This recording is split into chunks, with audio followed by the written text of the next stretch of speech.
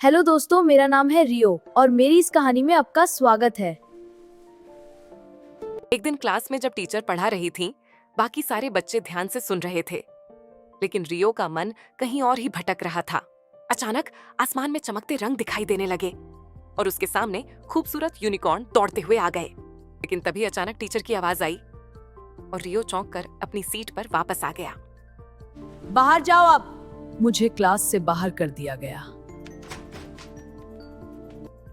रियो बाहर गया और आसमान की ओर देखने लगा। उसे आसमान में एक उड़ता हुआ यूनिकॉर्न दिखाई दिया।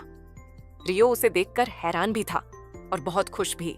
रियो अपने स्कूल वापस आया और यह बात उसने अपने क्लासरूम में सबको बताई, पर सबने उसे झूठा समझा और उस पर हंसने लगे।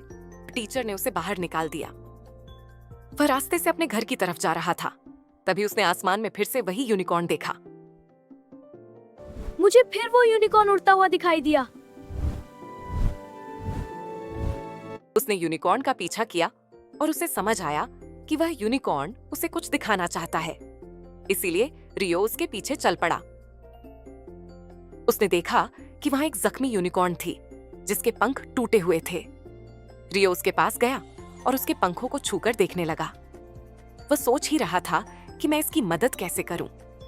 तभी सफेद यूनिकॉर्न ने रियो को एक जादुई फूल की तरफ इशारा किया। रियो समझ गया और तुरंत दौड़कर उस फूल के पास गया। रियो ने फूलों को तोड़कर अपने बैग में रखा और फिर वह उन फूलों को लेकर उस गुलाबी यूनिकॉर्न के पास आया। पिंक यूनिकॉर्न ने उस जादुई फूल की तरफ देखा और उसे खाना शुरू किया।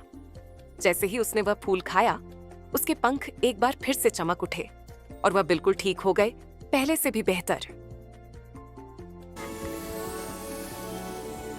यूनिकॉर्न ने तोहफे में रियो को अपना जादुई सींग दिया, जिससे वह कभी भी उन यूनिकॉर्न्स को बुला सकता था। फिर यूनिकॉर्न्स रियो को उड़ाकर उसके स्कूल ले गए। वहां सबने देखा कि रियो झूठा नहीं है और उसने सच में यूनिकॉर्न देखा था।